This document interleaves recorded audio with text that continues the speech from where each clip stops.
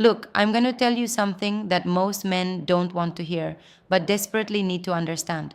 The brutal reality is that women don't just wake up one morning and decide to betray you.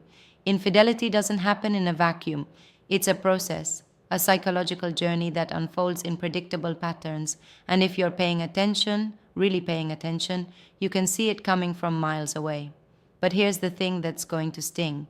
Most men are walking around completely blind to these patterns. They're living in denial, making excuses, and ignoring warning signs that are practically screaming at them.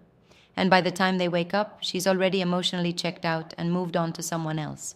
Today, I'm going to break down the three core psychological conditions that drive women to cheat, the warning signs you're probably missing, and most importantly, how to protect yourself and respond with strength when you see these patterns emerging. This isn't about becoming paranoid or controlling. It's about understanding female psychology at a level that most men never reach. The first condition that creates infidelity is what I call emotional and physical starvation. Picture this: you've been with your woman for 2, 3, maybe 5 years. The initial passion has cooled down. You're comfortable, maybe even complacent. You come home, watch TV, scroll your phone, and assume everything is fine because she's not complaining. But underneath the surface, she's slowly dying inside. Women crave variety and stimulation far more than most men realize. When a relationship becomes predictable and routine, when the emotional connection starts to fade, when physical intimacy becomes mechanical or infrequent, something dangerous happens in her mind. She starts to feel like she's disappearing, like she's becoming invisible, like the vibrant woman she once was is being slowly erased by monotony. This is when she becomes vulnerable to outside attention. That coworker who actually listens to her stories, who asks about her day, who makes her laugh. Suddenly he represents everything that's missing from her primary relationship. The guy at the gym who compliments her appearance when you haven't said she looks beautiful in months. The old friend who slides into her DMs with memories of when she felt alive and desired. Here's what most men don't understand. Women don't cheat just for physical pleasure the way men often do. They cheat to feel alive again. They cheat to remember who they used to be before they became just your girlfriend, just the mother of your children, just another person going through the motions of a relationship that has lost its spark.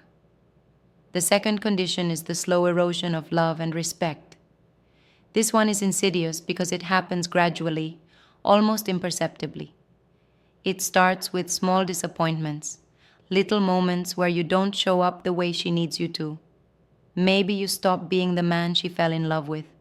Maybe you become lazy, complacent, or weak in her eyes. Women are constantly evaluating their partners, even when they don't realize they're doing it.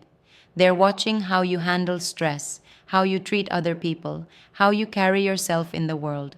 When she starts to lose respect for you, when she stops seeing you as a strong, capable man, something fundamental shifts in her psychology. She begins to detach emotionally long before she acts on it physically.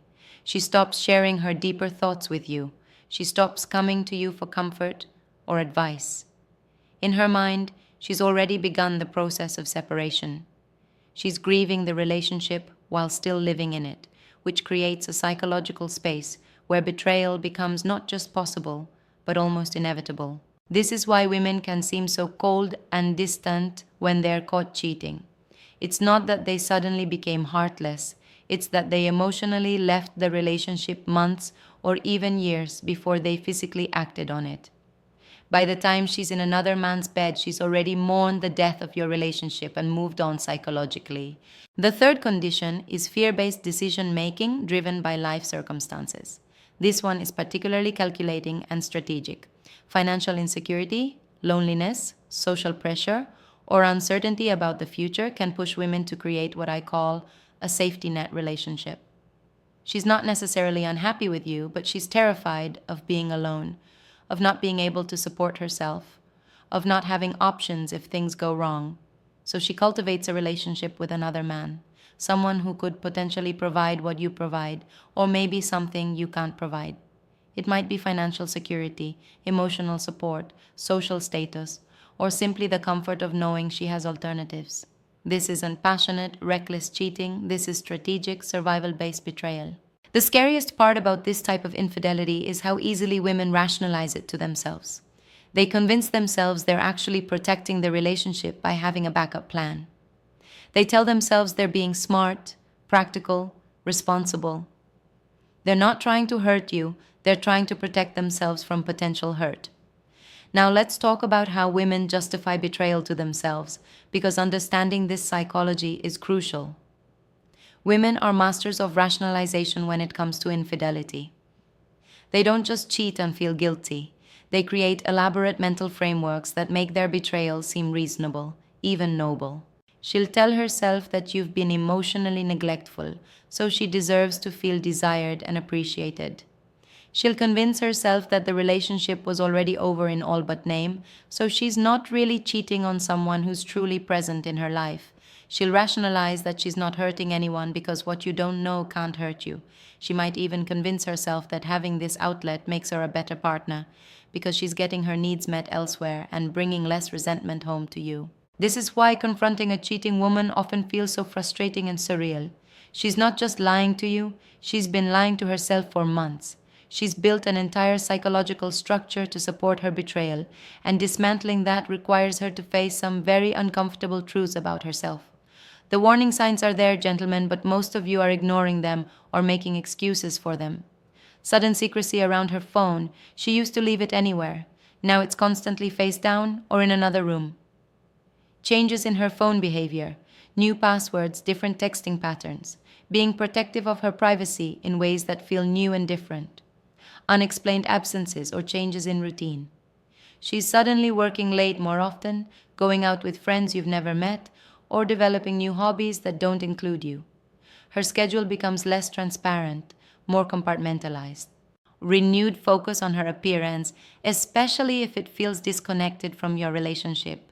She's hitting the gym harder, buying new clothes, caring more about how she looks when she leaves the house, but not necessarily for you. There's an energy and effort being put into her appearance that you're not benefiting from. Subtle lies and inconsistencies in her stories, small details that don't add up, stories that change slightly when retold, explanations that feel unnecessarily elaborate or defensive. She's not necessarily lying about big things yet, but the foundation of honesty is starting to crack. Emotional coldness and distance. This is the big one that men often misinterpret. She becomes less affectionate, less interested in deep conversations, less engaged in your shared life. She's physically present but emotionally absent, and when you try to address it, she deflects or minimizes your concerns. Breakdowns in communication and intimacy. She stops initiating difficult conversations, stops sharing her real feelings, stops being vulnerable with you. Physical intimacy becomes less frequent, less passionate, or feels disconnected and mechanical. Here's the crucial difference between male and female infidelity that you need to understand. Men often cheat impulsively, in the moment, driven by opportunity and physical desire. Women typically cheat strategically, after a long process of emotional detachment and careful planning. When a man cheats, it's often a stupid, regrettable mistake that happens quickly. When a woman cheats, it's usually the culmination of months of psychological preparation. She's already ended the relationship in her mind, already justified the betrayal to herself, already planned how to manage the deception. This is why women seem so much more ruthless when they cheat. It's not that they're more cruel by nature, it's that they've had more time to prepare emotionally for what they're about to do. By the time she acts on it, she's already grieved your relationship and moved on psychologically. So, what can you do to protect yourself? First, you need to learn to recognize these early red flags without becoming paranoid or controlling. There's a difference between healthy awareness and toxic surveillance. Pay attention to changes in patterns, energy, and emotional availability, but don't start going through her phone or following her around. Second, maintain respect, attraction, and emotional leadership in your relationship. This doesn't mean being dominant or controlling. It means staying the kind of man she fell in love with. Continue growing, challenging yourself, and bringing value to her life. Don't become complacent just because you're in a committed relationship. Stay emotionally available and present, but not needy or clingy. Create space for deep conversations. shared experiences, and continued courtship. The moment you stop courting your woman is the moment you create space for someone else to do it. Third, and this is perhaps most important, protect your dignity and act from strength rather than clinging to someone who has already checked out emotionally. If you see these patterns emerging and your attempts to address them are met with deflection, denial, or increased distance, you need to be prepared to walk away. The hardest truth I can give you is this: you cannot love someone back into respecting you. You cannot negotiate attraction. You cannot convince someone to be faithful who has already decided to betray you. What you can do is maintain your self respect, set clear boundaries, and be prepared to enforce them. If she's already emotionally checked out, if she's already in the process of betraying you, clinging harder will only make you look weak and push her further away. Sometimes the most powerful thing you can do is step back and let her choose, really choose, whether she wants to fight for your relationship or continue down the path she's on. Remember, gentlemen, you cannot control another person's choices, but you can control how you respond to them. You cannot prevent all betrayal, but you can refuse to accept it. You cannot force someone to be faithful, but you can demand the respect you deserve and be prepared to walk away if you don't get it. The goal isn't to become paranoid or controlling. The goal is to become aware, strong, and self-respecting enough that you don't tolerate being disrespected or taken for granted. Because at the end of the day, a woman who truly values you, respects you, and wants to be with you will not put your relationship at risk by entertaining other men. And if she does, well, then you know exactly who you're dealing with, and you can act accordingly. Your dignity and self-respect are worth more than any relationship with someone who doesn't value what you bring to their life. Stay strong, stay aware, and never compromise your self-worth for someone who has already shown you that you are not their priority. You deserve better, and deep down, you know it.